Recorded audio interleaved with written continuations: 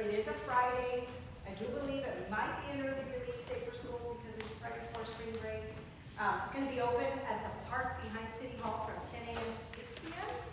And so we'll try to collaborate with them and provide some transportation for kids and invite families to that. There are a couple of activities and contests that are going along with the event that you've got information for. One is an art contest for, I believe it's K7 students. All the details are there for you. And then there's a photography invitation. I'm not sure that this is a contest. I think it's just, you know, a collaborative activity for you to submit your photos.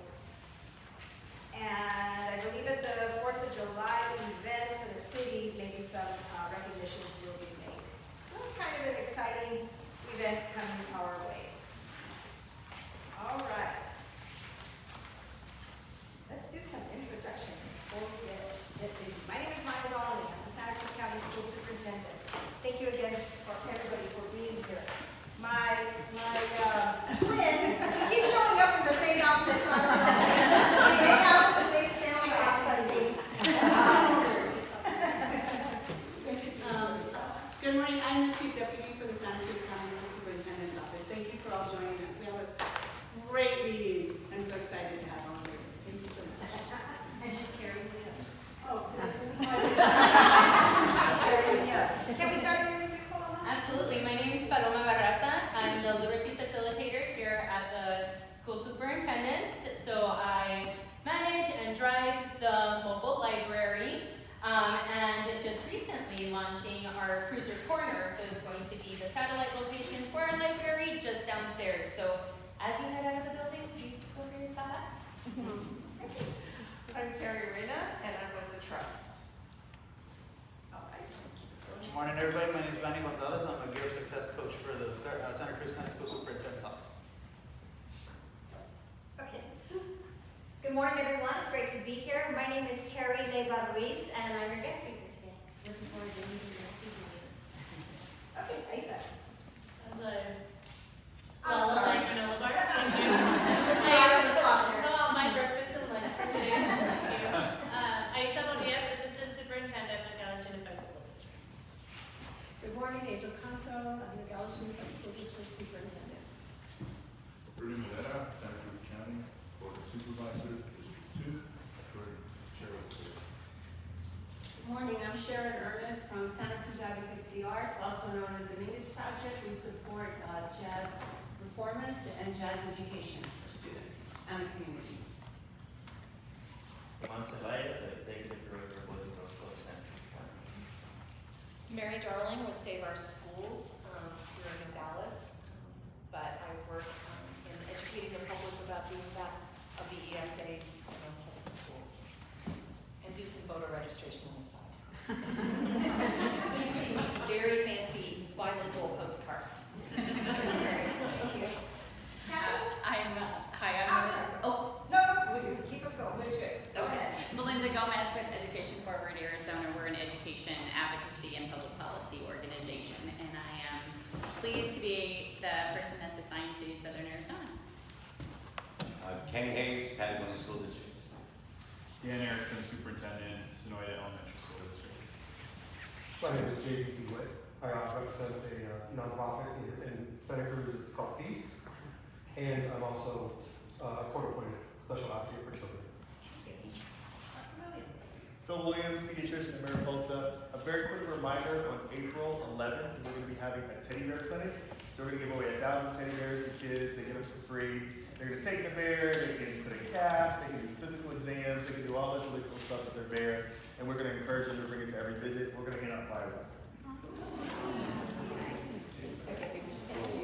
Good morning, my name is Viviana Robles and I am the Curriculum and Instruction Coordinator at Mexican Academy of Excellence. Good morning, my name is Ana Laura Prado, and I'm the principal for Mexican Academy of Excellence. Hello, Lisa Montoya, and I'm a grant coordinator for the Santa Cruz County School Superintendent's Office, Program Shield. I'm Terry Spade. I'm the grant manager for the Santa Cruz County School Superintendent's Office. Long name.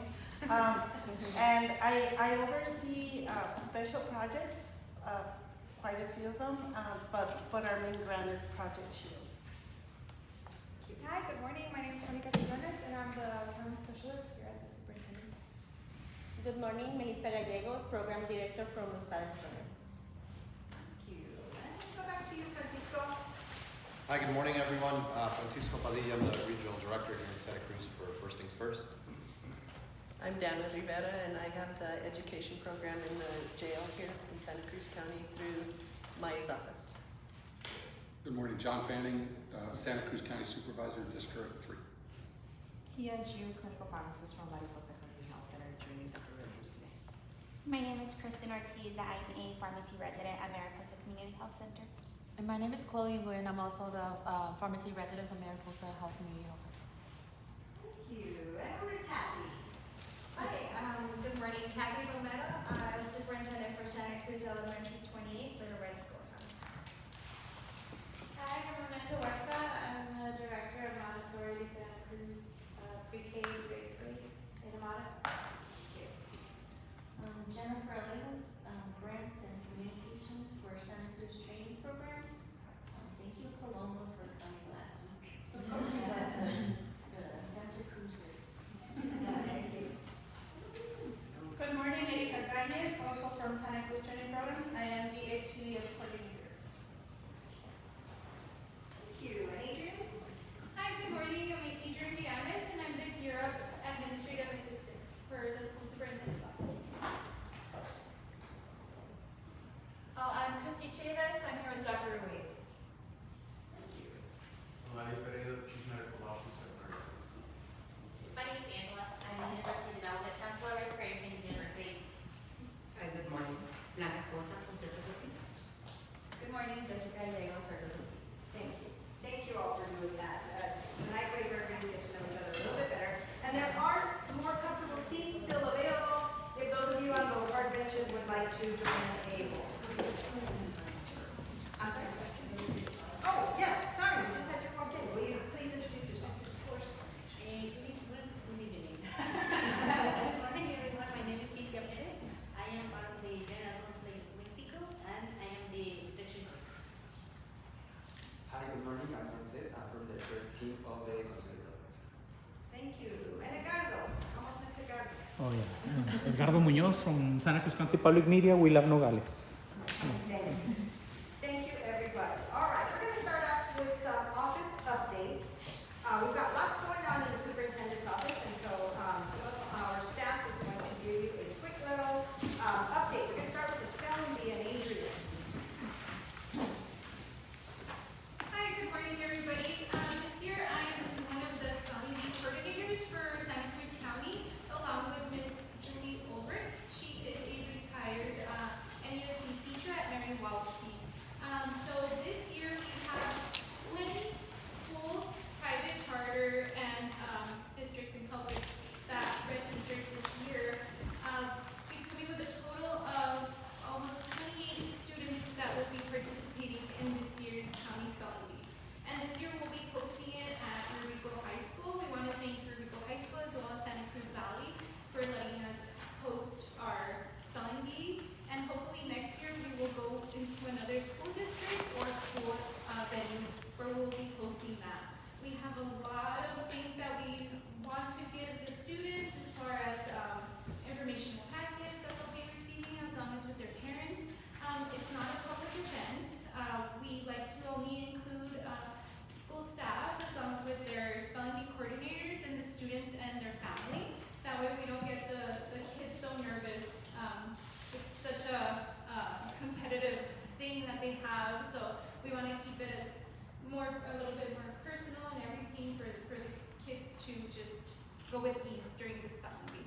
And that will be hosted on February 13th, again at Rico High School. And we will have more information today for all the spelling bee coordinators that have registered for all your schools and your districts.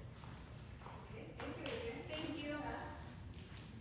And we've had another guest arrive. Can you please introduce yourselves? Hi, good morning. Good morning to all of you. I'm Marcos Moreno, the Consul General of Mexico here in Nogales. It's a pleasure to be here with you all, and thank you, Maya, for such a opportunity. Of course, thank you for joining us. All right, Read Across America and Paloma. Good morning, everybody. Sorry, I still one of your partners here. Give phones for Read Across America. I just gave So I am honored to be putting together Read Across America this year. If some of you have participated in the past, you are all familiar that I am continuing the legacy. Thank you so much, BJ. So in all of your packets, you'll receive one of these flyers here. There is a QR code that will take you to a registration form. We are looking for volunteers to join us at our schools to read to kindergarten through 5th grade. Read Across America is a nationwide event. It originally started celebrating Dr. Seuss's birthday on March 2nd, and now we're celebrating literacy all in all. So if anyone does have 30 minutes to spare during that week, it is an amazing event that leaves a lasting impact for our community, our younger community members. So this one will take you to the registration guide. There is a portion where you can place a request for a particular school if it's more convenient for work or otherwise family. So I do definitely take that into account, but it is first come, first served. So scan your codes. There is also an additional flyer on your packet. Thank you so much. That one is for a book swap. Or actually, before I do move on, did you have any questions on Read Across America? No? Speak now? Okay. There's an additional flyer in your packet. This one is for a book swap. The Literacy Bus, as well as Save Our Schools, are partnering this weekend on Saturday for a book swap here at the Nogales Library Park, the courtyard just outside of the library. So it's open to the public. We're inviting everyone to come in, purge your shelves of any pre-loved books that maybe didn't resonate so much. You can bring them by, connect with other community members, have a little chat about your favorite books and stories, and it helps bring everyone in and really help kids see and partake in literacy and making sure that they have access to books. Any books that you do bring for the swap that you don't necessarily want to take back home, we will be taking donations, and those will be distributed through the little libraries in the county, as well as some of the other programs that we help support. So come out. We are planning on making that a monthly event as well, so if you can't make it to this one, feel free to keep an eye on our social medias because we will have some more coming. Any questions on that one? Oh man, okay. Touched all the topics. Okay, thank you. Early Childhood Education Awareness Month.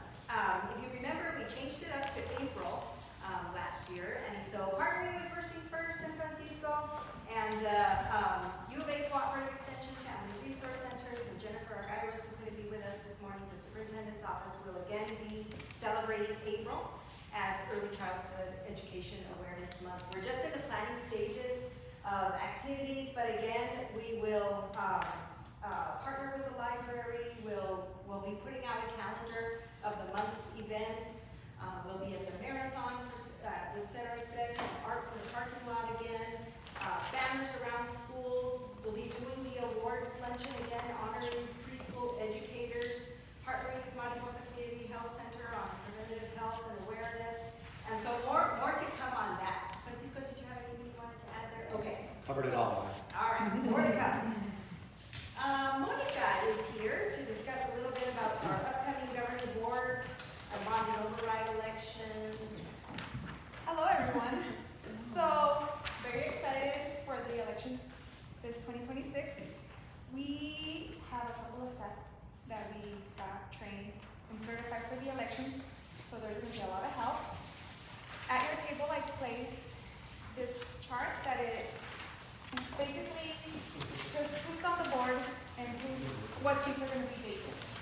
So we're trying to get our website up and running with a lot of information, easy access, as well as we're trying to make everything more so it's easier to just get to. And we're working really hard to make updates to our website. Superintendents, please take one of those charts with you. We'll send it to you digitally as well. And just make sure that we are correct in your seats for your governing board and term limits and so on. We have not had anybody come to the office yet to put in a statement of interest, but we assume that that'll be coming up pretty soon. Yes, very excited. Okay. Thank you, Monica. We've got Manny here from the Gear Up Hub. Good morning, everybody. So my name's Manny Gonzalez. Again, if you don't recognize me, it's because I look human today. My hair's not all on the loose and stuff. So I work through the school superintendent's office as a Gear Up coach, and my aim is to help any student in the county that is needing post-secondary education options, if they need to learn about what's going on after high school, during high school. And I also, as well, work at the hub over at the Santa Cruz Center, and I help out the FEMA counselors there as best as I can with students that are here at this campus as well.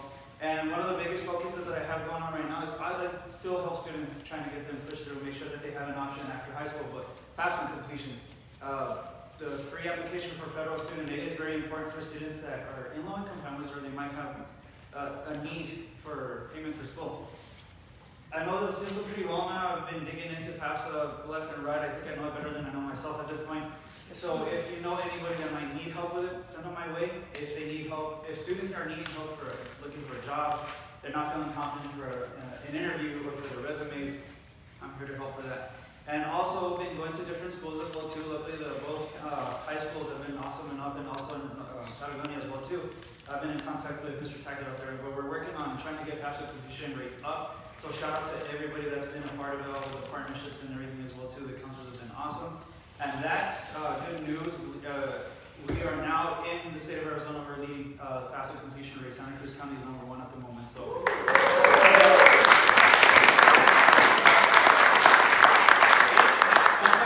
If you ever need me, I am more than happy to help out anybody that needs it. Anybody, adults as well too. I got you. And excuse me, I do have to go meet a student right now as well too to help guide them through a public speaking event. So very lovely to meet everybody. If you need me and if you can't find me here, again over at the Santa Cruz Center, I'll be more than happy to help you out. Thank you very much. Thank you.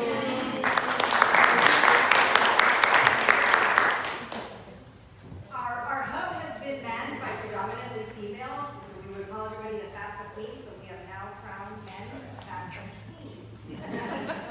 Okay, last but not least, Terry. So I'm really excited.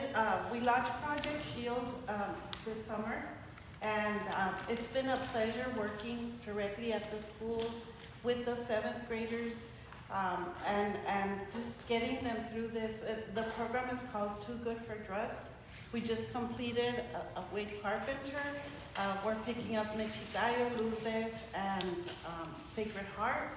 And so far, we have reached 300 students, which is an amazing number. And we're working on recruiting more. So there are still 7th graders out there that we need to reach.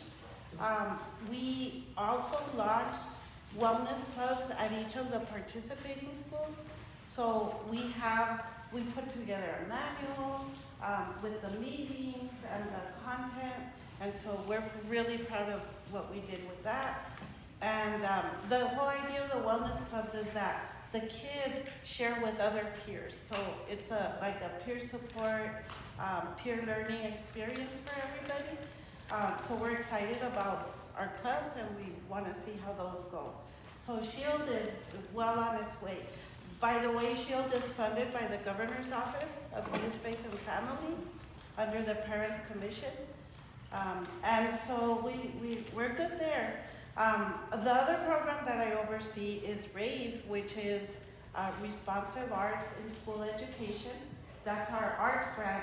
We've got 2 artists, one at Michigayo, one at Rio Rico High School. And I'm happy to announce that we have a team traveling to Washington in March to go and advocate for the arts up in Capitol Hill, but also to participate with people across the country with young audiences. So that's sort of in the works right now. So thank you. Thank you. Okay, thank you, Terry. Thank you very much. Okay, before we move into our presentations, we've had a few people join us, and so can we get a couple of introductions? Amy. Sure. Hi, everybody. Amy Taylor. Sorry for being late. I'm the CEO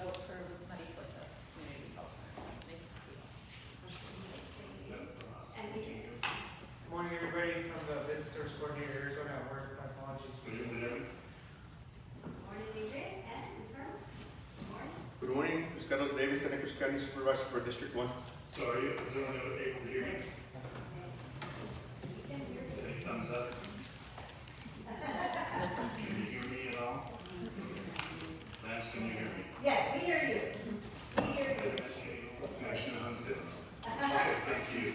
Thank you. Sorry, I'm in an atrium in an Embassy Suites. Okay, all right, so we are gonna get right into our. Share my screen? Yes. One second, I'm gonna introduce you, let me introduce you. Okay, we're gonna get right into our presentations. We've got a wonderful agenda for you. We're gonna start off with Paxton Patterson Labs, which is a college and career readiness program. These folks are excited to share curriculum with you all. And so we have Lance Brogdon and Jim Orr. Welcome, gentlemen. Hey, good morning. I first wanted to say thank you for having us, and thank you for all the good work that you all are doing out there for students. Jim handles all of the public schools in Arizona. I'm at the end because I handle corrections and was at the ACE conference. So Jim's got some great information for you, and I'll drop some information in the chat if you want to take that, or if I can email us, I can send it out. But Jim, if your internet's working, take it away.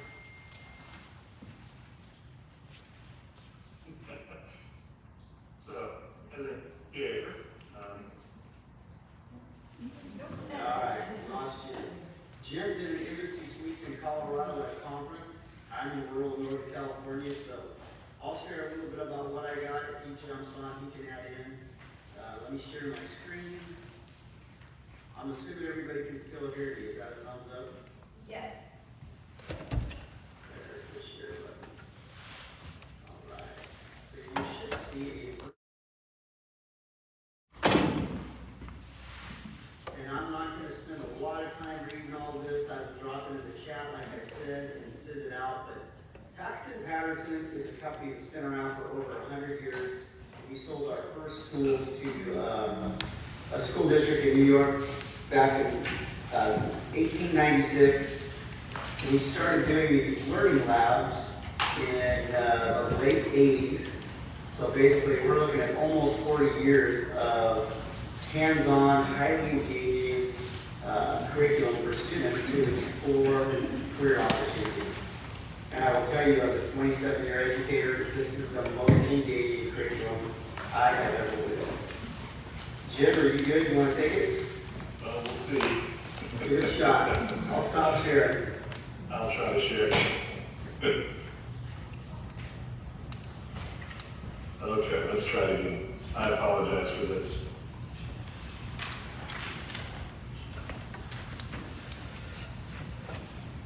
Okay. Are you able to see that?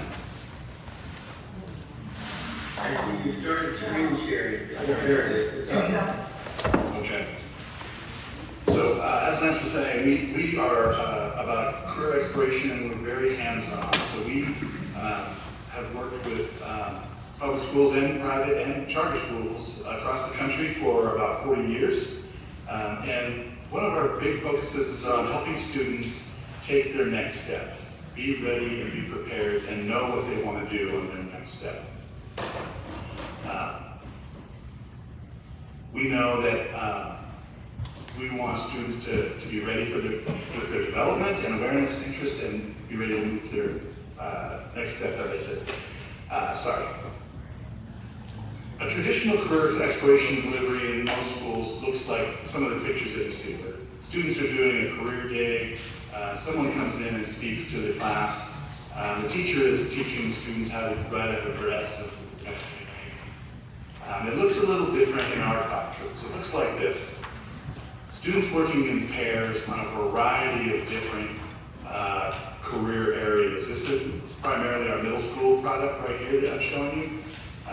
You can see students that are working on trainers for electricity and electronics, or working on a Stratton motor. They're working on this core jam in our home maintenance fundamentals. What we're all about is career discovery, career exploration, career development. We include not just curriculum, but we include equipment, learning management system, professional development, supplies, and tools. We have a variety of learning systems that go from elementary through high school. Our career discovery labs, this is really our elementary level, what we would call our level 1. 12 different career areas, each one with 4 one-hour activities, and these are adult-led. Once we get to our secondary, our college and career-ready, health science and construction career labs, all of those are operated through a learning management system, and students work in pairs through about 10 hours of instruction per module. So imagine 2 students working on, like I showed you before, a variety of different things. Two working in cosmetology and barbering. Right next to them might be 2 students working on intro to culinary, and right next to them might be 2 students working on computer-aided drafting and design. And like I said, we're career discovery labs. There's 12 different modules. This picture over here on the right with all of these bins, that's exactly what the whole thing looks like. Each bin is a career area with 4 one-hour activities ready to go for the teacher or the adult that's leading. Here's a quick list of the different titles, career areas for our career discovery labs. Here's some of the kids doing some electricity. Here they're testing a beam, the strength of the beam, doing some room design, and also I love these 2 listening on the stethoscope. You can see very hands-on. We've got a hydrogen-powered car. They're doing pipetting, taking fingerprints, doing all kinds of isometric design here. You can see here, here's just a couple of examples of like our alternative energy has the hydrogen fuel cell car, solar energy, wind energy, and direct current. So 4 different activities, each with consumables and equipment to do them, and enough to do like individual groups or a whole class, 6 groups of 4. In Arizona, you've got your early career awareness, and I've been talking with lots of folks down there about the different things. So obviously our career discovery labs fit great with the K through 5 career awareness, or even into the 6th grade through 8th grade. But moving next, I'm going to kind of jump past this. We know that as kids stay in school longer, they often get less and less engaged. We know that in middle school, the best time for kids to do career exploration is then. And they want to do hands-on things. They want to investigate careers and want to do active hands-on activities. If we could do all of these items in one classroom, that would be a pretty magical classroom. When I was a teacher, When I was teaching, I tried really hard to incorporate 2 or 3 or 4 of these items into one class. We feel at Paxton-Patterson that you can get all of these things in one classroom because of the way that we organize our curriculum and the way that we organize our learning systems. So instead of the traditional rows of desks or tables, what you see a college and career lab or a Paxton-Patterson lab would be stations where students are going to rotate around every 10 to 15 days. 10 hours of instruction depends on how long you take to do those 10 hours. This would be a mega lab. And again, you can see we've got nursing, design and marketing, so many different titles. We've got about 70 different titles between all of the college and career-ready health science and construction courses. Again, a 10-hour schedule. We call it a 10-day schedule. Schools vary based on how long they take to do those 10 hours of instruction, based on calendar, the bell schedule, and also on their students. It really needs to be student-centered. Very hands-on.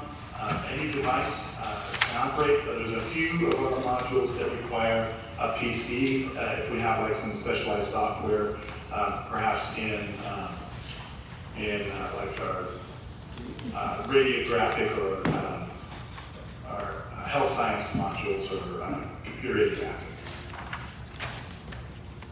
This is what a 10-day outline would look like. This is our criminalistics. So the first day is often learning new equipment or learning some terminology, and then there's days 2, 3, and 4 are very heavy hands-on activities. Day 5 is always a checkpoint test and a narrative writing. And then days 6, 7, 8, and 9, those are hands-on, often with these design briefs and internet research being where they're taking some of the skills they've learned earlier in the module and applying them. And then that 10th day is argumentative writing and the final checkpoint test. Health science careers, very similar. There's 18 different health science career labs. You can see those all here. Here's what one of those labs might look like. Here you can see students drawing blood out of an artificial arm, or working with ophthalmology or dentistry. Here's a couple of students doing suturing, or they're putting students in the sports med on a back stretcher, and also biotechnology engineering, where they're making prosthetic limbs.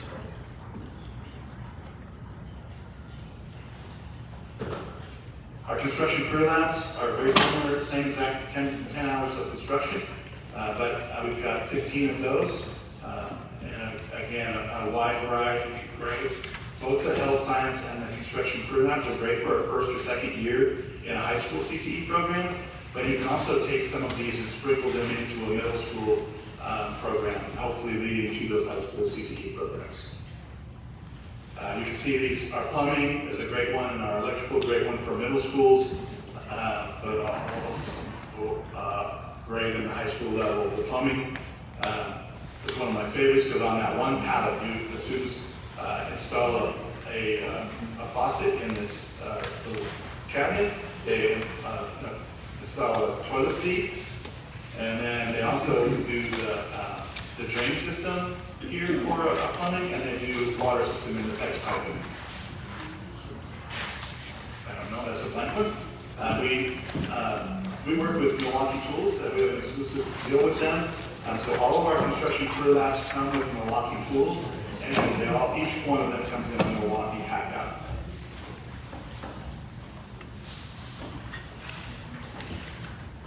Our latest endeavor, our newest learning systems are Future Ready Labs.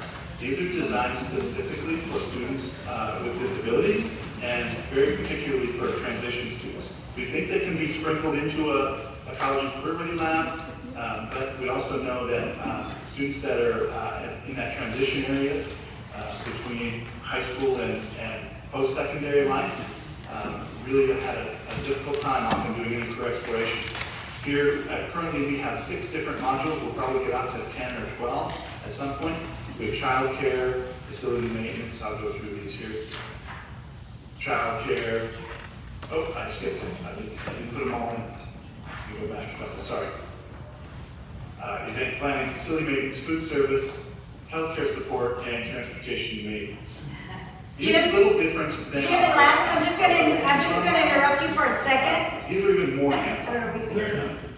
Hi, I'm just gonna interrupt you for a second, but we're very limited on time. If you can try to wrap it up, okay? Okay. Thank you. Will do. Thank you. I'll skip along and just say that when we install, it looks like this, but your teachers will put all of those away, ready for each day. And what I would say then is these rooms, some schools will do a great job of really making the room pop and making it a great learning environment. This is a great quote from a teacher.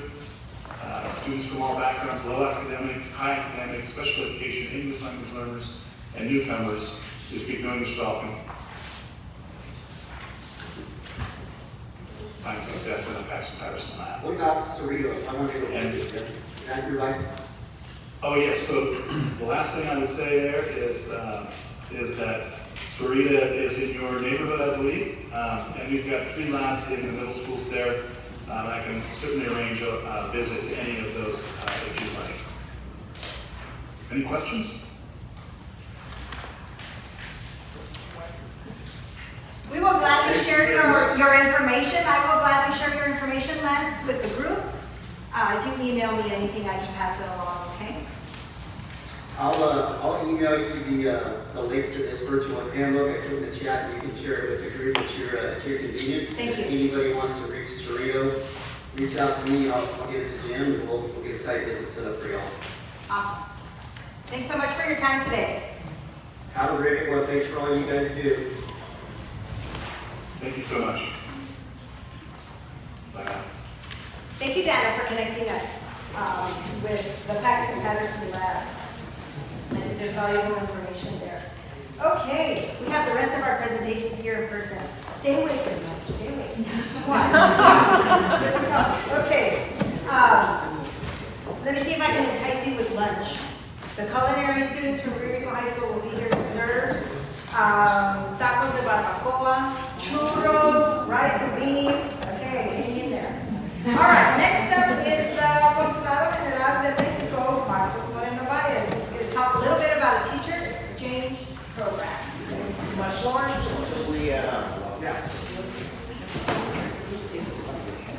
Who are you? I know. No, you're gonna have to do it. No worries, it's fine. Just tell me when to switch. Again, thank you, Mike, for the invitation and your tirelessly effort to improve Santa Cruz's education system, which I think makes our international and tools that we feel right here. This is the first time that we are trying to promote an exchange program between professors from both sides. Last year, there were 6 U.S. professors going to Denver. To Nayarit, and 7 Mexican professors going to Colorado. So, in this time, we want for professors here, teachers here in Santa Cruz going to Mexico. That's our ultimate goal. And I know I have only 1 hour to present, so take your time. So the main goal is for U.S. professors to stay from 1 to 2 weeks in schools down in Mexico, and that will depend on the school district, to nominate those places in which you will be residing for this period of time. And for Mexican professors to come here between 3 to 8 weeks. The details you will have, right? Yes. You can check them later. And it has 2 main goals. The first one is ability to promote a better understanding between educational systems on both sides of the border.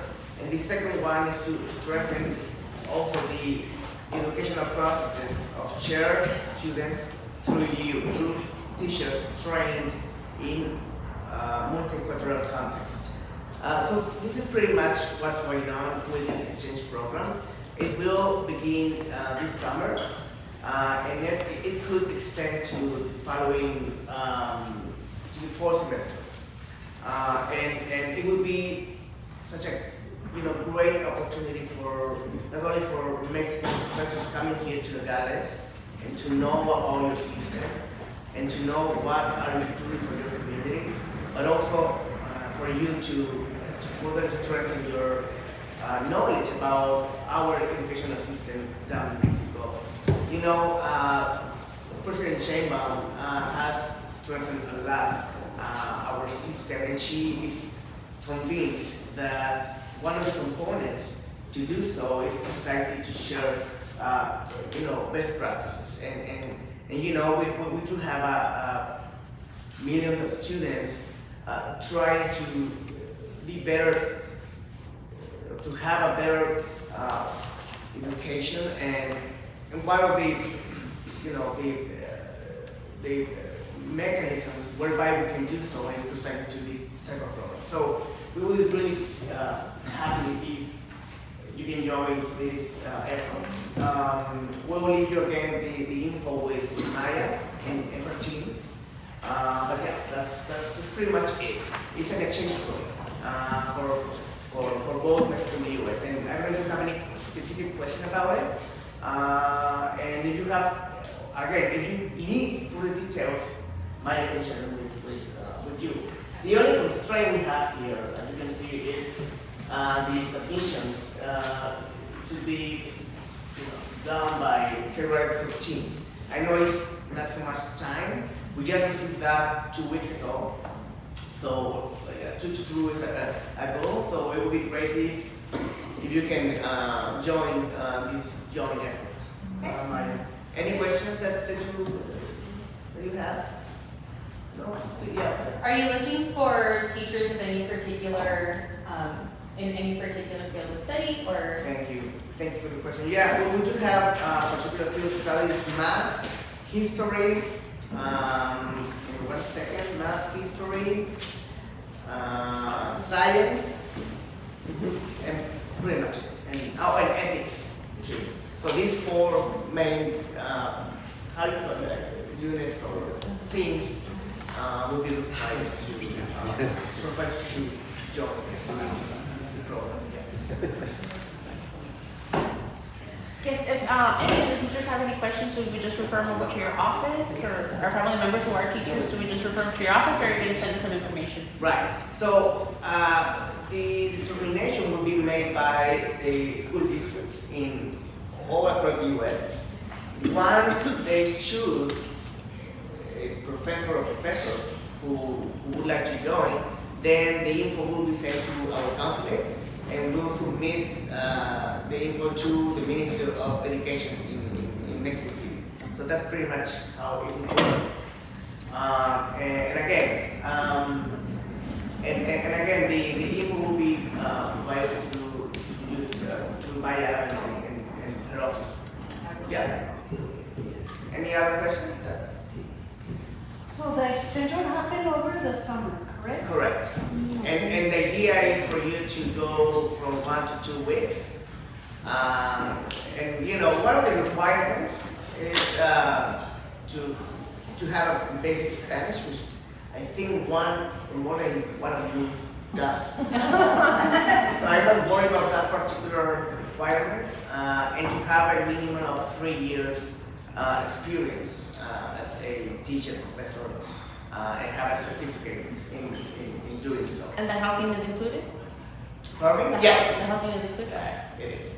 You have to pay for the air travel, the flight and so on. And Mexican persons coming here, pretty much the same. Yeah. Okay, thank you. Thank you so much.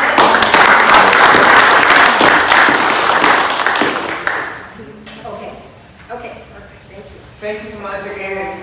We really hope that you can enjoy that and keep strengthening U.S.-Mexico relations through your support. Yes. Thank you.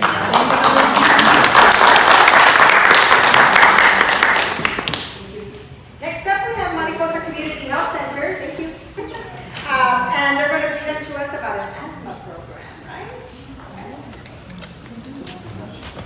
Right away, you have a 18 minute. You're the one coming up, Chloe. I'm trying to get this working, so we can just do it.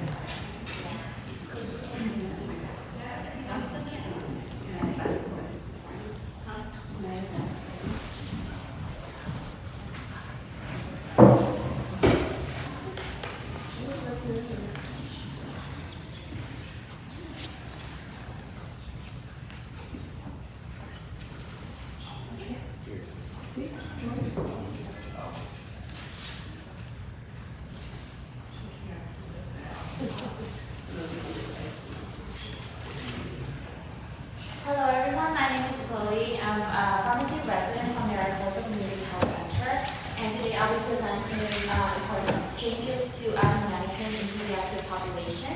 So a little bit about our our clinic. This is one of the newer clinical service offered at Mariposa. So our clinical pharmacy team collaborate with pediatrician at Mariposa to put together this clinical service where we will see the pediatric population from the age of 5 to 17 and with asthma diagnosis, and to help them and ensure that they're on the most up-to-date treatment.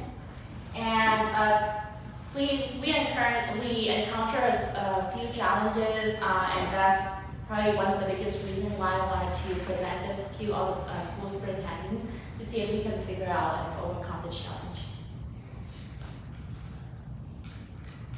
I'm so sorry. Sorry, guys. I'm Julia here. No, I'll go back. I'm stuck behind the scenes. I don't have any behind the scenes. Sorry. Oh, that's okay. I'm sorry. So just a little bit about asthma. So it is a chronic lung condition that where the airways become inflamed and narrow, so it's making it harder to breathe. Some of the common triggers include exercise or new physical activities, cold air or any changes in the weather, and or allergens like pollens when the spring comes, and or any respiratory infection if they get like cold or flu. And some of the most common symptoms that we usually see is including wheezing or shortness of breath, chest tightness, and persistent cough. So the big update on asthma guideline is that with the old approach, they would use only the rescue inhaler, which is the albuterol that we all know, only when the symptoms occur. With the new changes, now they would recommend like daily control of medications, which is Symbicort, plus the rescue inhaler when needed. So the key change is most children with asthma should use the daily control of medication, even if they don't have symptoms at that point. So why the change? There's a study that shows that using the control of medication daily would help to prevent any asthma exacerbation or reduce inflammation compared to when they only use the rescue inhaler as needed. So a little bit about the Symbicort medication. It is a combination inhaler that provides for like both long-term control and also the quick relief. So we can use one inhaler for two purposes. There are two medications in this inhaler. The first one is budesonide, which is a steroid that helps to reduce inflammations and swelling in the airways. And also the second medication acts as a reliever, which is the formoterol that opens airway quickly when the symptoms occur. So the way we use it is that as maintenance therapy for daily use is that we use every day as prescribed by the provider. It's going to be different for and the plan is individualized to each pediatrician patient. And they can also use that one as a quick relief therapy as needed when they have symptoms, and everything is included in the asthma action plan that we provide to the school nurse. I want to move on to the importance of the spacer and mask. Why? Because the spacer is very useful, especially because it helps to break the medicine into like the smaller droplets. It give them more time to breathe in the medication and ensure that the medication gets to deep into the lungs instead of like staying in the throat. And it's just overall make it easier for them to coordinate their breathing, and it gives them more time, especially in children under 5. And we usually would recommend to have like a mask and also a spacer attached to the inhaler. This is the asthma action plan that I mentioned. I won't go through everything, but basically for asthma action plan, we included like what to do in different situations when they're doing well or when they started having some symptoms, and whether the red zone, which is medical alert, and the symptom to watch out for, and how to use the inhaler in a different scenario. Sport and physical activities, I talked to a lot of patients, and the most common trigger that they have is exercise-induced asthma. So a lot of them would get shortness of breath like 1 or 2 minutes into like running or doing PE at school. So I think it's important to bring this up, because children with well-controlled asthma, they can and they should participate in physical activity. And as long as they take their daily control medicine as prescribed and they use the rescue inhaler recommended 15 minutes before physical activities. And one of the challenges that it's recommended for them to keep their rescue inhaler nearby during activities, but it becomes a challenge as maybe like due to school policy that they're not allowed to bring like medication or inhalers with them. So that was one of the points I want to bring up for discussion today. So I want to wrap up with some key takeaways. Like it will be beneficial for them to be using the daily control medication like Symbicort. Spacer and masks are important, and it's important for this, especially the school nurse, to understand about the asthma action plan zone and what to do in different scenarios. And I want to emphasize that well-controlled asthma should not limit any physical activities. And here's comes to our challenges. We encounter some insurance coverage challenges while seeing patients here, that because most of the insurance plans only cover for one Symbicort per month. And making it really difficult for the kids to have one at home for mini therapy or like one to keep at school when they need it for physical activity or like to provide for school nurses just in case they have an asthma attack. So our current workaround solution is that the first Symbicort we prescribed was we kept at school for them to use only, at home for them to use at mini therapy, and then either to provide like albuterol for school for quick relief, or they're gonna wait for the refill, like next month refill for the second Symbicort, and that one will be provided to the school to use if they need anything. So my question for schools today is that what is the policy for students carrying inhalers during the school day? And what documentation or permission is needed for this process? And also the third one I have is, would it be beneficial to schedule like a session with the school nurses to review like the asthma action plans, clarify medication protocols, just to make sure everyone is on the same page and know what to do in different scenarios. Any school people have questions or want to engage? Okay. Sure. For your questions, yes, we would just require documentation. We would have that on file at the nurse's office. The inhaler would be there. We're already in a new program with the University of Arizona to help offset some of the costs for parents to provide free inhalers so that those have that availability more for the albuterol than the Symbicort. But I'm finding a lot of parents may not be aware that you can have something besides the emergency rescue medication. And I know that's something we're trying to gain awareness of for folks, that if you have your daily, then you won't have as many exacerbations as you're talking about. So I love that point that you made. But we have all medication at the nurse's office, if there's control there. And then we work very closely with the parent and the child to be sure that they can have that. And I think the new U of A program that we just have approved will help kind of offset some costs for them to provide that medication at the school free of charge for them with the help of the University of Arizona. And I'm sorry I didn't write down we would love you to present to our health staff. Actually, we were making a note of that when you first started your presentation. It would be awesome for you to share information with our health staff, because there is a lot of asthma, a number of students with asthma here, whether that's from the, more eosinophil types of things, exercise induced, or some of the other triggers. And I think the more awareness that we have, so we can work with parents to keep kids in school and provide the support that's needed to have them there with their medication, that would be awesome. Yeah, I would love to leave my contact information, or you can provide it. We'll have our district registered nurse contact you because they have monthly meetings, so we hope you can see them. Yeah. Awesome. Any other questions or comments? I would also add, Chloe, I'm going to speak for you, if there's anything you can do to help raise the awareness and education among parents, right? So we're talking about school nurses, but I heard you say that the parents need some awareness raising for using the daily preventive. Not exactly, but usually this is for the pediatric population, so we normally have the parent there with us, so we're trying to do the education. It depends on the their age. Because like they're like, 14, 15, when they normally do lead inhaler themselves, and I would just provide direct education for them. But if they're like 5, 7, or like younger age, then I normally just provide education for the parents, yes.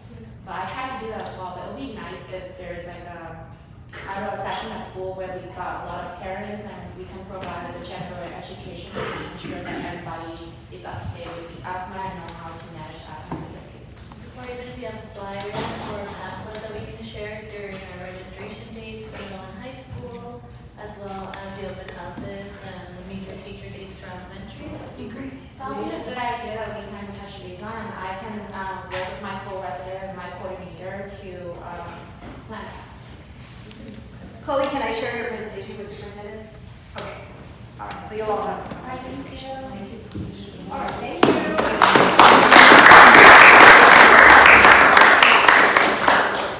Okay, next up we have Angela Gillespie from GCU.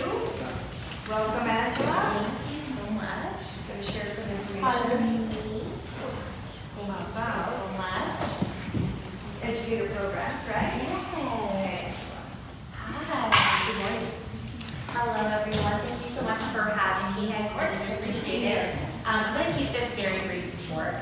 Just a little bit about myself. I have been with GCU for 3 years now. Previously, I was in education. I taught preschool, kinder, first, second, third grade. Then I was an assistant principal in Catalina Foothills. I currently hold a bachelor's in elementary education, a master's in curriculum instruction, a master's in administrative principal. And I also hold a master's in SPED. I'm currently in my doctorate program now. But as you can tell, I love education. That's my whole part, and I miss it so much. So basically, my role here with you today is to provide professional and educational growth for your staff members.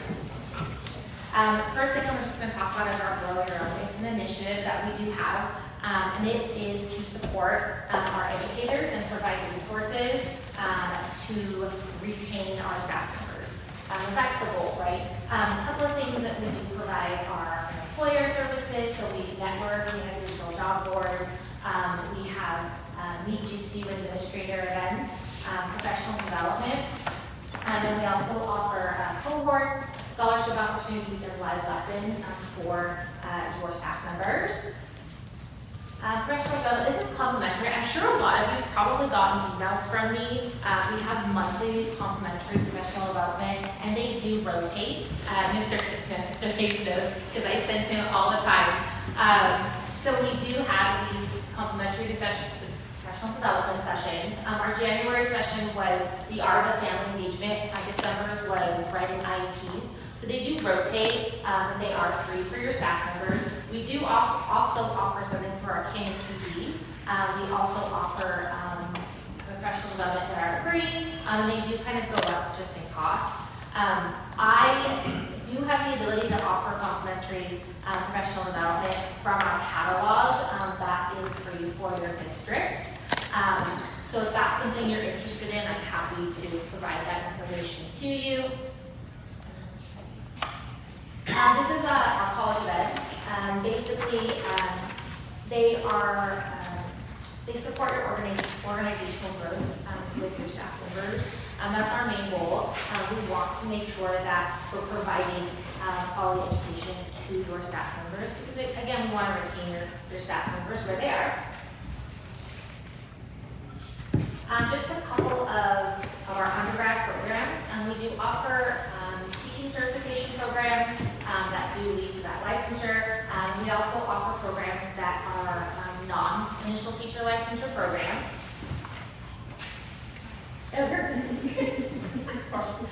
And we also offer our graduate degrees. We do offer certificate programs. We see a lot of teachers who really want some more education, but it's expensive, to go into a master's programs. So we do offer CERT programs. Those are usually 4 to 5 classes, all online. They're usually about 10 months in length total. So they're able to still earn some credits. And then at the end of the day, they decide, I do want to go for my master's. Those credits transfer over to a master's. This is our National Center for Teacher Preparation. This is our initial teacher licensure scholarship. So anyone looking to obtain their bachelor's degree will get a 32% tuition scholarship, leading to teacher licensure.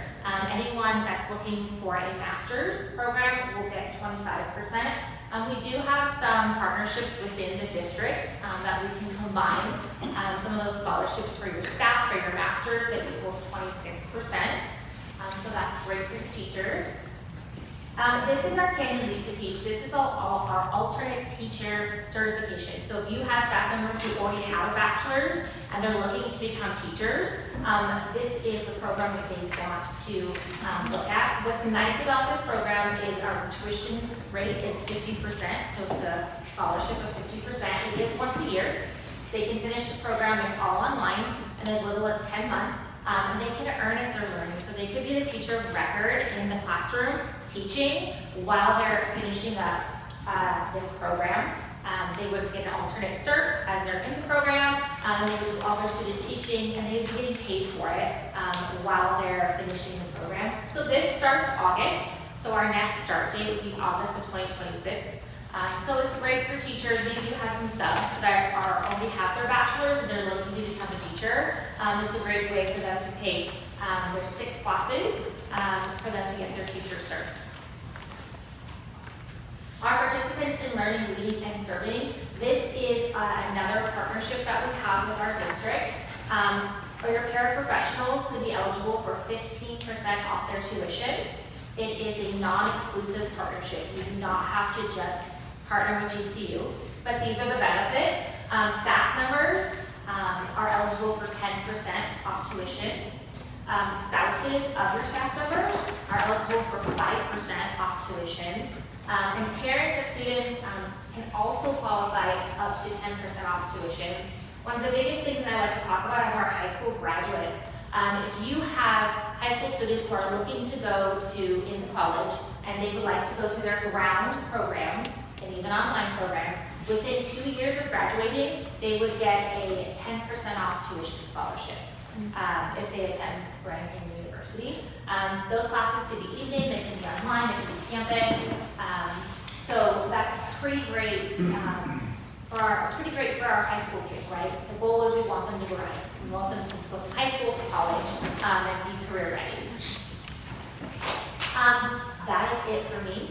I'm happy to answer any questions. I did leave some information in a folder for you. Again, my information is in there, but thank you all so much. I do appreciate your time.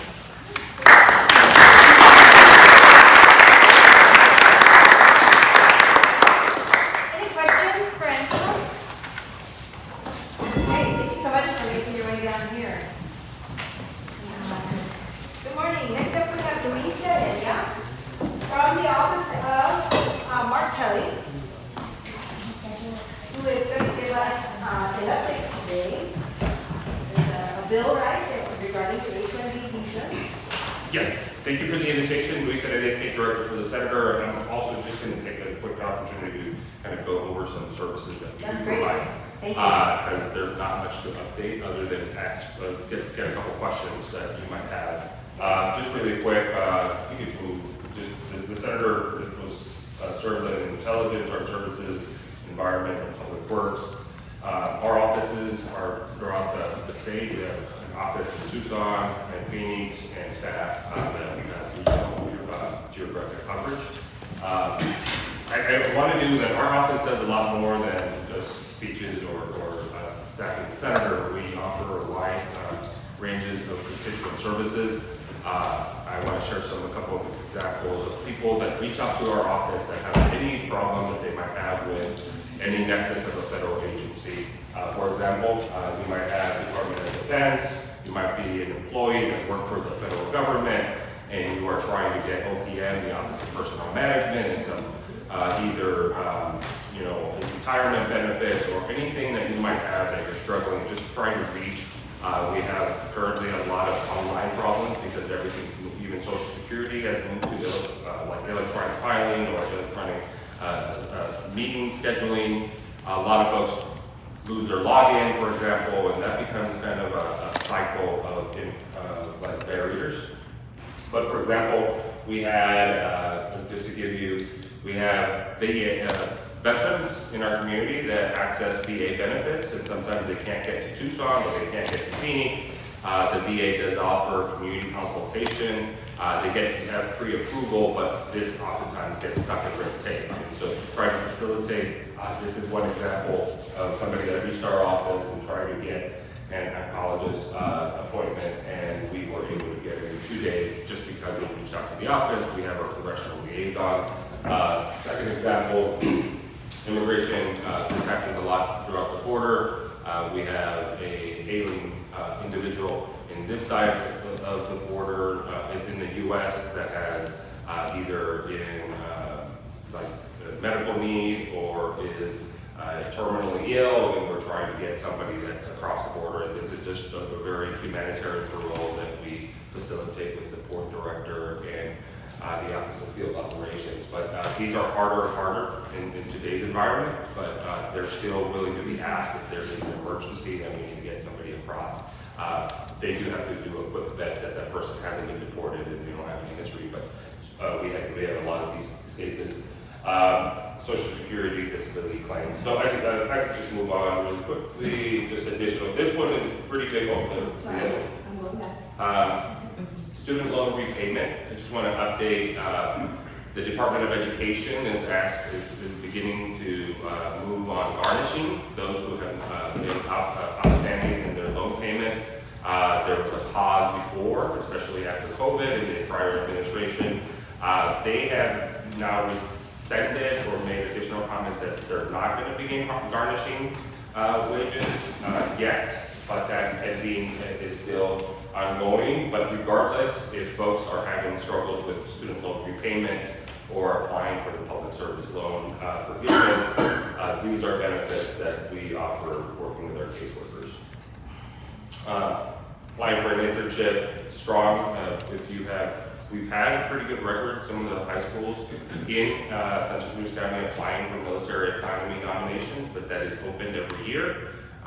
Those applications begin. The portal is open until, I believe, October. It is our window, but right now is the time to prepare juniors that are going to be looking at applying for this for their senior year. If they want to be seeking a nomination to the West Point, to the Air Force Academy, Merchant Marines, you have an opportunity to apply. And then there's also assistance with grant applications. If you have a team visiting DC, you reach out, we'll facilitate Capitol tours.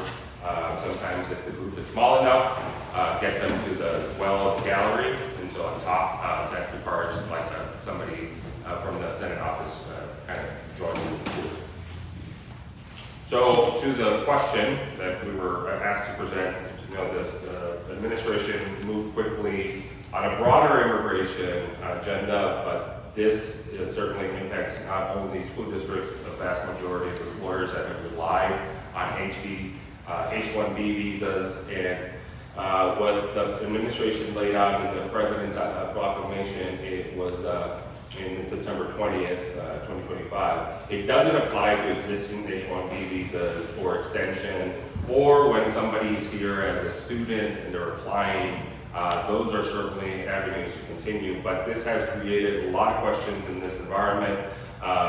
Next slide.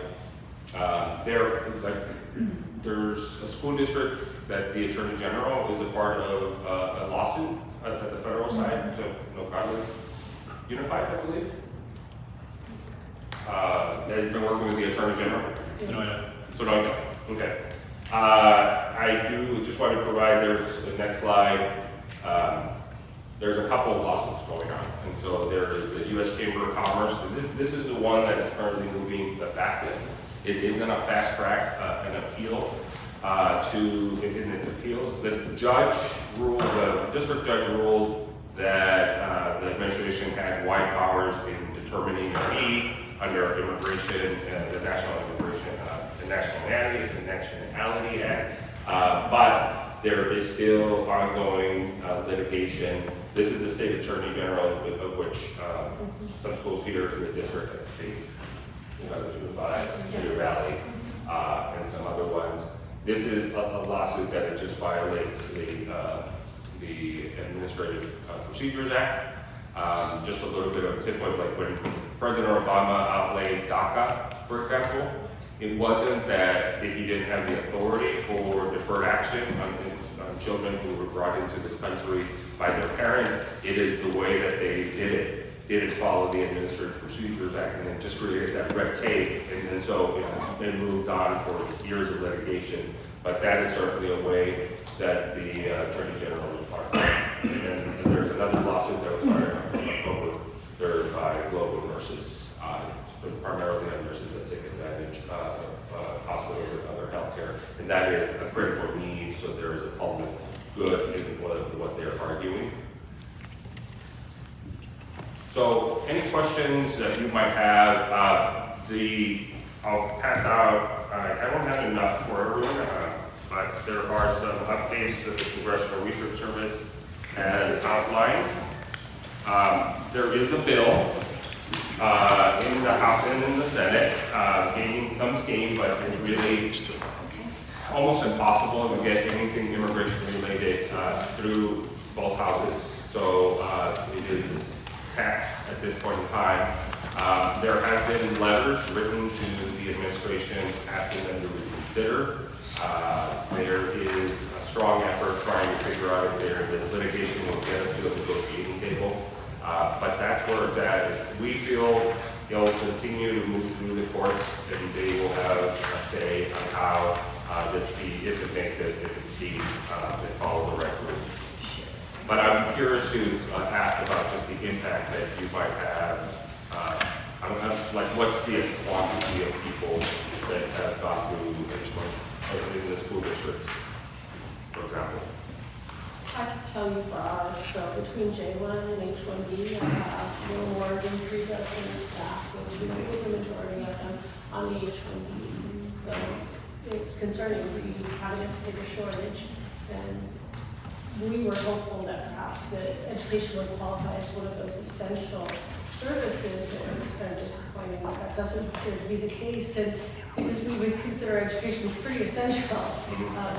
So it's unfortunate, but no, it is problematic. The teacher shortage, that was a great solution that many school districts, not every saw some of them up there on that slide, are utilizing to try to fill the gaps, while we also leverage programs like our GCU speaker, like Angela was saying, about growing your own and trying to find ways to help people transition to education. So it was certainly a strategy that's helped us tremendously. So it's concerning, to say the least, because $100,000 is not doable. Right. No, definitely. I'd just like to echo what she said, $100,000 is not doable. For us, we have 2 out of our 13 teachers are H-1B visas, so that represents 15%-ish of our staff, and if we got to go out and rehire, like we had to fill 1 position last year, it took us 3 months to find 1 teacher. So when you look at this teacher shortage, I'm with Angel saying that why is this not exempted when a teacher makes about half of what the fee is? So now you're hiring a teacher on a visa and paying 3 times what the base salary is for a teacher. It's not doable for districts, especially small rural districts. I mean, in talking to the committee staff on this in the Senate, and both in health and judiciary, the feedback we got was just that there's a lot of degrees, a lot of jobs that aren't deemed essential, and expanding that.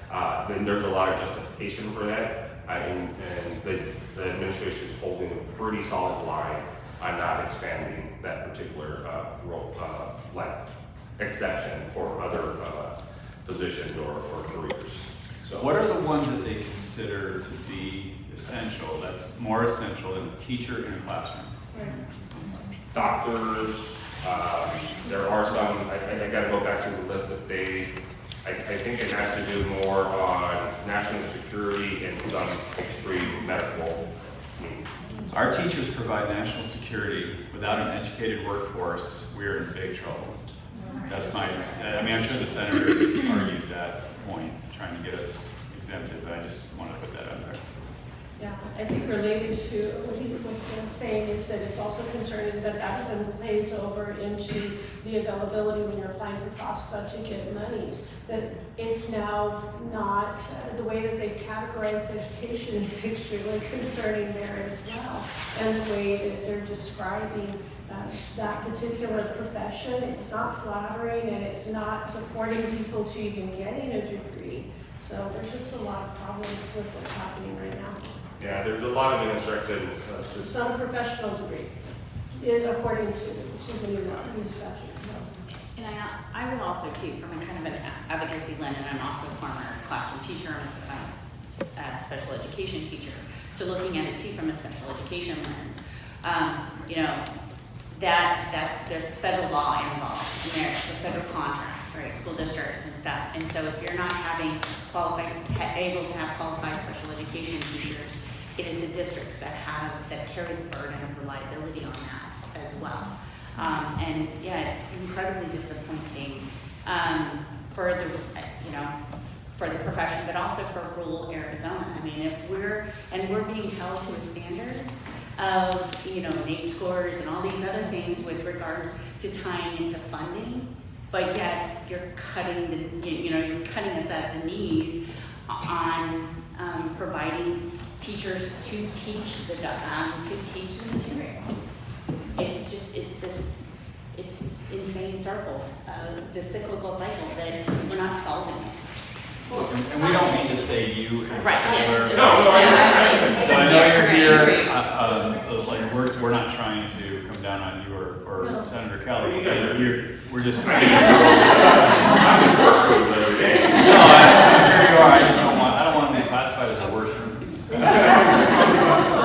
But I do appreciate that the conversation is kind of helpful in our ongoing outreach to the AG's office or conversations with the Senate staff, more on the committee side because they are trying to negotiate with the administration. They have multiple other asks and we have our appropriation process that's picking up again, and so we'll certainly look at appropriation language that we haven't finished this year's, and there's a shutdown means on January 31st on a majority of the funding. But for the next fiscal year, that is an opportunity that we're trying to see. Are there openings? Do we send these rules or limit the power of the qualification? So that's an opportunity that I think. And so I work in healthcare, and you know, I think a lot of people don't know that in the U.S. there are about 1 million doctors, maybe a little less than that. About a third of them are international medical firms. We cannot make it without doctors trained elsewhere. And they have a significant impact in areas like ours. I think for us, it's a lot of money. And we could, you know, for years, we depended on that for our healthcare. So one potential solution would be to waive that fee for medically underserved areas.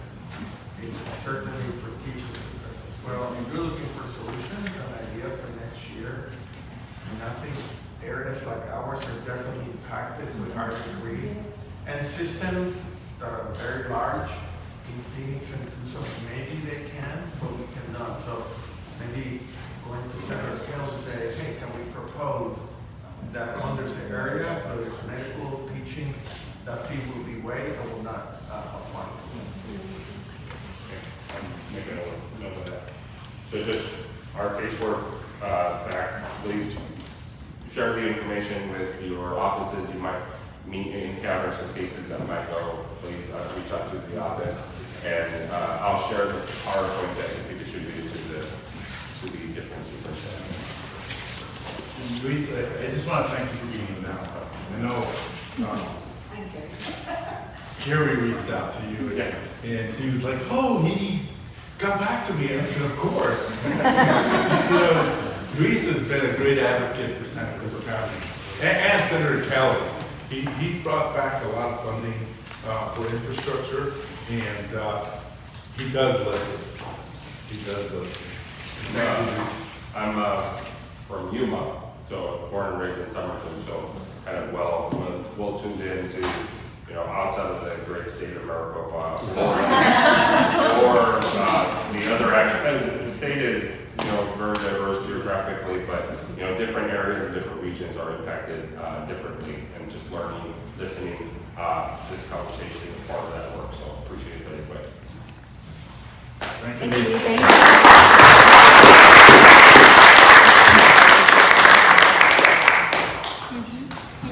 Thank you very much. As we said, as Supervisor Moreno said, we appreciate you making this. We'll keep those lines of communication open. Well, very excited to introduce our next guest, our guest speaker here this morning, Dr. Terry Legba-Ruiz, who is the Democratic candidate for Arizona State Superintendent of Instruction. We're going to get to know her a little bit better and have the opportunity to ask her some questions and discuss a little bit about her background and her expertise and her leadership in the past. So welcome, Dr. Ruiz.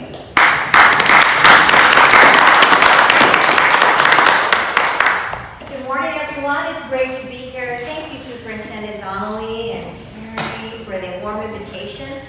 This is such a beautiful building. We were here November ago, just months ago, and just had a wonderful tour, and just the commitment and the love that we felt for education here is just off the charts. So congratulations to all of you. We also had a nice tour down at Patagonia. Thank you very much, Superintendent.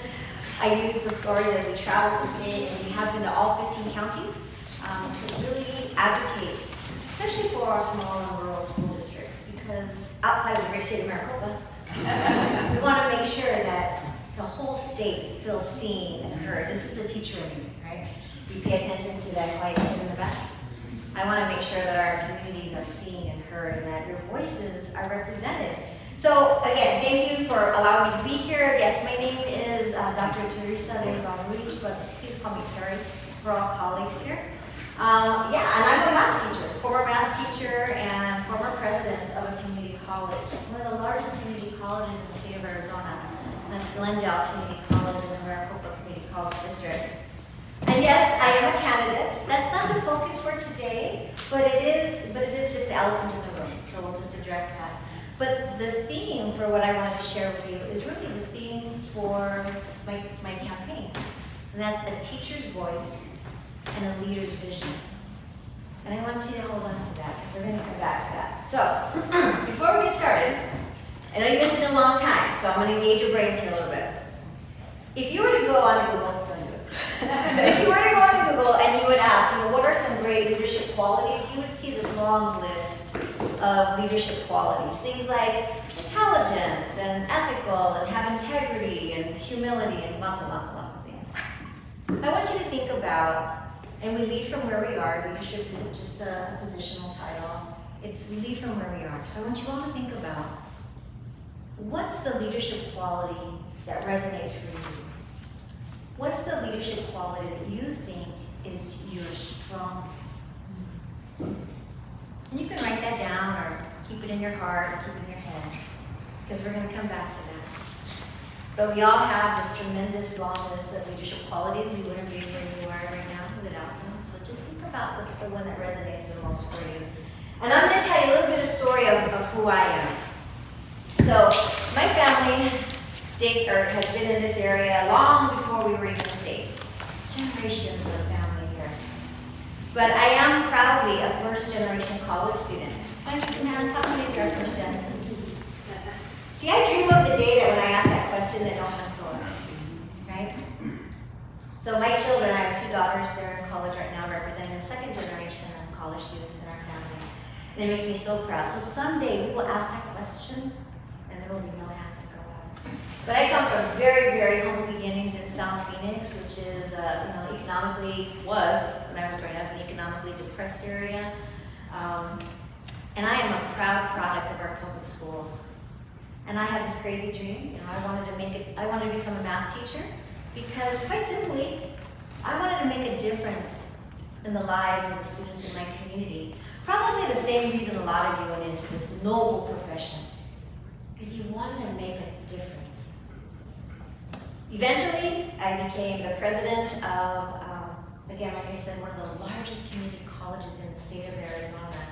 And as a college president, really focusing on workforce development, building partnerships with municipalities, large industries, nonprofit organizations, all in an effort to make a difference in the lives of our students, and families, and communities that I've always felt we're privileged to serve. And then along the way, I decided to retire, and that's when I went to work for the education nonprofit organization called Education Forward Arizona, and had the great opportunity to work with Mindy. And if you haven't met Mindy, I would encourage you to connect with her. This was my first assignment when I was hired at Education Forward, was hire the Southern Arizona Community Impact Manager. My day one on the job. Hired me. Best choice ever. And I cried because I cried when she offered me the job. She did on the phone. I'm like, is she okay? Because this is truly my dream job. And she was an amazing administrator and boss. And I did not get her to say that. No, but all of us, we entered into this noble field because we have this deep belief in the power and in the promise of public education. But like we just heard from Luis, once again, public education is under attack. And it has been under attack for decades. Now these are difficult times to be in our role as educators. Constantly, where we got declining enrollments, we have schools closing all over this state. We have these attacks on public education, the privatization of public education, the budget constraints that you are all having to juggle and figure out how you're going to make this work. That we're worried about our students, worried about our communities. These are deep, heavy worries. And yet, I look at you and I see your commitment and the smile on your faces, and we're worried about so many things. The Arizona Department of Education just released, if you haven't seen this already, a report, and they're citing that last year we lost 14% of our educators in our workforce, and they're saying that's about 8,600 educators. And the number one reason why educators are leaving, of course I think of it as an umbrella reason, and all the reasons below it just kind of add up to it, but 71% of our educators who left are burnt out. Let's be honest, how many of you are feeling a little burnt out? And this is where you lean over and you say, it's okay, I see you, I know you're feeling this way, and then we lift each other up. Because our communities, our students, our families, they're depending on us. And there's a lot on your plate, I know that, but we cannot give up hope. Because our families, our students who come to us every single day, they're relying on us, they're depending on us. So let's come back to why we chose this profession. Because we want to make a difference. And you do make a difference. Every single day, you make a difference to the students and communities who are privileged to serve. So let's come back now. Remember that leadership quality? You can come over and tell your partner if you want. What do you think your leadership quality is? If you wanted to share, go ahead.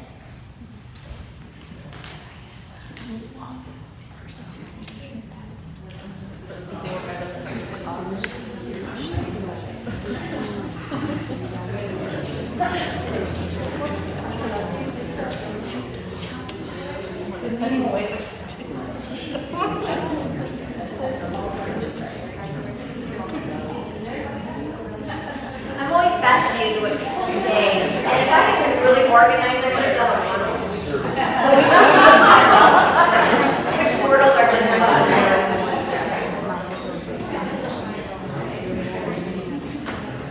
when I transitioned, you guys got your leadership qualities? Okay, our teacher member brings back. When I transitioned from the classroom to being an administrator, not only was that a huge shock, but I also realized I had a quality that I didn't know I had. And I realized that it's something that we strengthen like a muscle. And for me, that leadership quality is courage. Is that right? Yeah. I think that is one of the most, this is just Terry's opinion, one of the most important leadership qualities that I didn't know I had, because it's about standing up for those who can't stand up for themselves. And it's like even in this day and time, just yesterday we were at a protest march, giving voice to those who couldn't speak for themselves. So standing up for our students, standing up for our teachers, standing up for our administrators, standing up for our families and communities. And the opposite of courage isn't fear. The opposite of courage is apathy. And that's just not Terry's thoughts. So, one of my most favorite leadership books is called Courage, The Backbone of Leadership by Gus Lee. It's an old book. When I first became an administrator, one of my mentors, president of a community college in California, he said he used to buy this book by like 10 at a time and then hand them out. So I always said, when I become a college president, I'm going to do the same, and I did. Probably bought more books out of Amazon than anybody, right? And would give this book out. And what I like about this book is it's a simple read. It kind of validated for me that the decisions we have to make, they're important decisions. A lot of times they're hard decisions. When we have to have those uncomfortable conversations, or we say courageous conversations, right? I see some heads nodding. Whether that's a courageous conversation with a colleague, somebody who reports to you, or a student in their family. But it's having the courage to have those conversations, because we know that, once again, why did we enter this noble profession? To make a difference in the lives of our students and communities and families that we're just privileged to serve. But you know, it's also what led me to where I am today. Working for Education Forward Arizona, a wonderful organization, traveling the state, digging deep into our data, using through the Education Progress Meter, and getting really frustrated. The attacks on public education were getting louder, the attacks on our teachers, the lies and the propaganda was just getting louder. And I realized two things. Number one, I've had a beautiful 35-year career that really, public education was the foundation for that. To take a kid from South Phoenix, first generation college kid, math teacher, community college president, that pathway should be protected for all of our kids, the 1 million children in Arizona who are in our public school system. Every single one of those kids, regardless of where they live, must have access to that public education that we see as under attack. So I'm sitting in my little office at Ed Forward, talking with Mindy on the phone and others, and realize somebody needs to do something about this. Oh, maybe that somebody could be me, because I have nothing to lose. I've had a beautiful 35-year career. This isn't a stepping stone to become something else. It's an opportunity to speak for and advocate for what I believe most in our world, and that is public education is the foundation of our democracy. We said that earlier. We see it under attack. And now, if not now, then when is the right time to use my courage and put it to good use? So, I resigned from Education Forward Arizona last January, and have now so proudly have traveled the state, have received endorsements from many, many elected individuals, including our former superintendent, Kathy Hoffman, our newest congresswoman, Adelita Guevara, many, many other elected officials and school board members from around Arizona. Because, you know, I believe in these challenging times, we need to use our voice. We need to lean into our leadership quality. Whatever that leadership quality is for you, lean into that. Use your voice. You're in a powerful position as an educator. And I believe that together, we're going to continue this fight, because the power and the promise of public education provides that pathway for everybody. So, let's all find our teacher voice and our leader's vision. Let's make a difference for Arizona. Let's do this together. It is an honor to be here with you. not something I ever planned to do to run for office, but when I look out and I talk to educators around Arizona and families and students, I know it's the right thing to do. And I ask you to let me be your shield so that when the attacks come, I'll take the attacks. That you can do the important work that you're doing, leading our schools, teaching our students, helping our students learn. So, Maya, thank you so much for the invitation. Carrie, thank you so much. And I'm happy to answer any questions you might have if we have time, or I'm going to stay. We have plenty of time for questions. Oh, okay. Any question if anybody has. So Terry, I'm gonna ask you, so kind of, what do you think has been your most, you traveled all 15 counties, talked to thousands of people. What do you think has been the most common language that you hear from Page to Patagonia? And what are those lessons that you've learned along the way? It's been a year, so I believe it's been a year. You are very missed. But yeah, I just would, what lessons have you learned?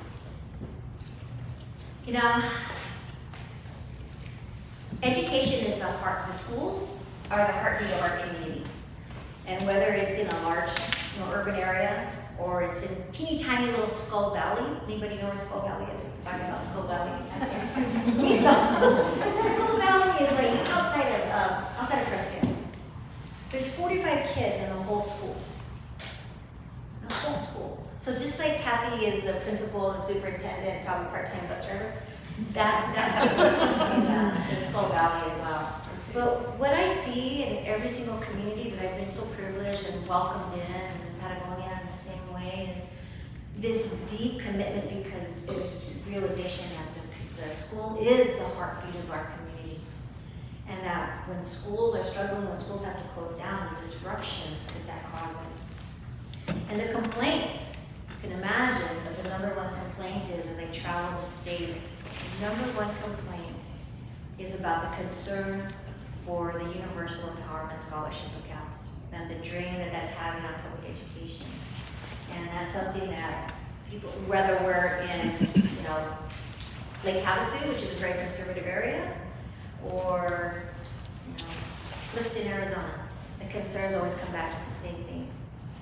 What are we gonna do? And what we would ask for is, can we have some common sense guardrails? Can we know who's teaching our children and what their background is? Are our children safe? These are all concerns that people are asking around the state. And that's good news, both good news and frustrating news. Good news that people are aware, and frustrating because we don't have an answer for that yet. And that's something that I would definitely be advocating for. Let's bring back the respect for education.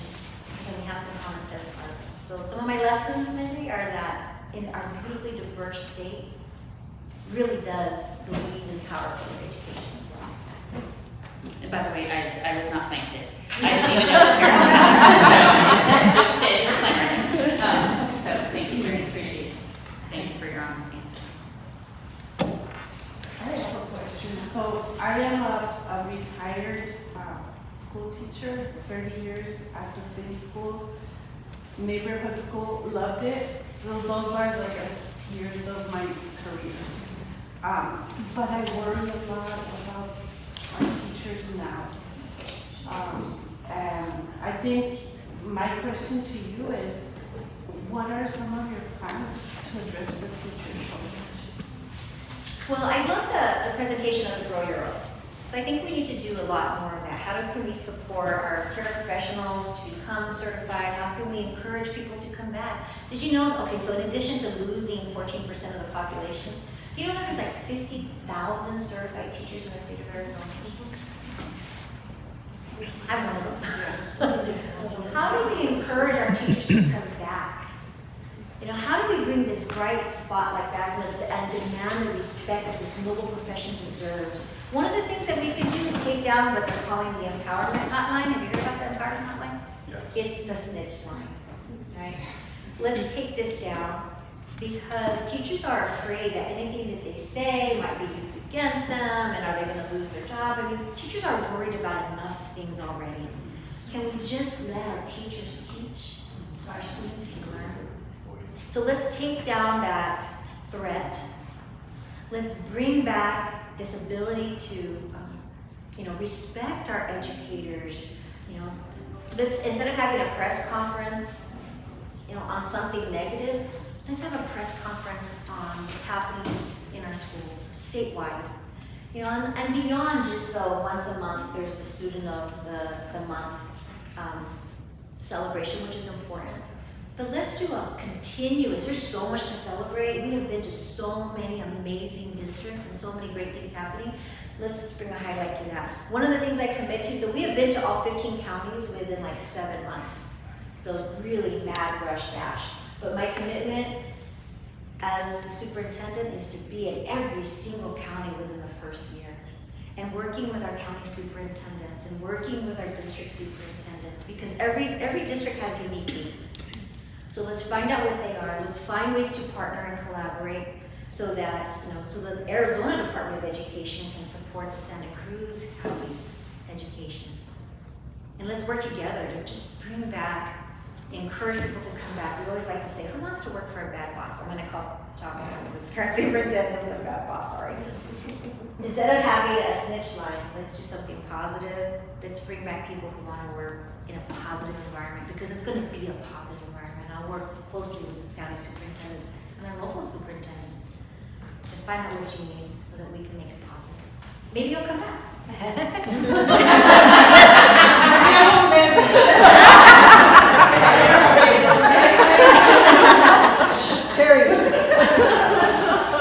Terry, cover your ears. They're already making bids on you over here. Any other questions? So, if I could leave you with just this. Remember your leadership quality that resonates for you? Share that. It's your side. Share that with your coworkers. Leadership isn't a title, it's position. Not positional. You lead from where you are. And so I encourage all of us to find it. Thank you again. I'll hang around for lunch. Good. Awesome. Thank you. Thank you.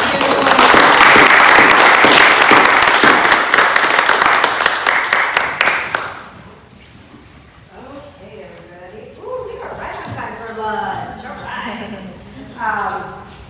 Thank you so much. I hope that in the future you will send me an email, give me a call with suggestions for our agenda. I hope that you thought that today's was informative and that your time was well used and things you were productive today. At this time, Terry from the trust, do you have any updates? I do, and I'm going to send it because I don't want to have my back. Yes. So there's an upcoming Southern Arizona Safety Preventative meeting on the 10th of February. I just wanted to make sure that if you're not aware of it, that I have agendas available if you're interested. And that's held in Tucson. I know that Nogales is really good about, sending their people to this consortium, so it's really helpful. I also wanted to let you know that the trust is celebrating 40 years in service, providing property liability and all kinds of support for our districts. And we're looking forward to the Risk Management Summit, February 26th, where we'll be doing celebrations, giveaways, all good stuff. We're really excited about that. Also, the Alliance has been in service for 30 years. So we look forward to you being there. I sent out an email today, quick news, just to give you the links where to register and some upcoming resources available for field trips. Okay. Awesome. Other than that, that's all I have. Thank you very much. Thank you. I mentioned before, Mr. Verdugo is going to be here today, so we don't have an update from ASA, but I will reach out to him and share a meeting agenda like that, okay? The only thing I would say for superintendents in the room is checking those ASA updates. There's a lot of bad bills that are being, just Representative Gress alone has put out a lot of bad bills already. So keep an eye on what's going on, talk to your legislators if you can get a hold of them. Yeah, and I can send you a list. So one of the roles that I have within Education Forward Arizona is my unofficial title is the policy one, is is I'm tracking a lot of the education bills. So specific, and one of the things with Education Forward Arizona is we're a P20 organization, so from preschool through graduate school. So we're tracking all of those, both, you know, K-12 and post-secondary bills. So I have a whole list compiled that I can send to your office and stuff with little summaries and stuff like that as well. So the biggest thing that is coming up is the Prop 123 bill. And right now, the language is just geared to teacher pay. So it does not include any type of classified staff. Any other announcements? We won't go around and make everybody comment. But any other announcements or information for the whole group? Okay, our next consortium meeting is scheduled for April 29th. Please reach out if you would like to have another meeting in between then and now with your specific group or your organization. If you have any more information. Yes, Rhonda. We have an announcement. Okay, perfect. Hello, happy to be here. And every 2 years, this is a friendly reminder that we do have the Arizona Youth Survey. In the past, we partnered with Spanto, with Kenny, Patagonia, so we really appreciate your support in helping us administer the Arizona Youth Survey. I will be sending more information with the registration and all that later on today, so we appreciate all your partnership, and if Circles of Peace could support in any way, we're happy to do so. Okay, thank you. Thank you. Anybody else? Okay, well, thank you again. Please hang around for lunch. Rio Rico High School culinary class is really out there serving. Thank you.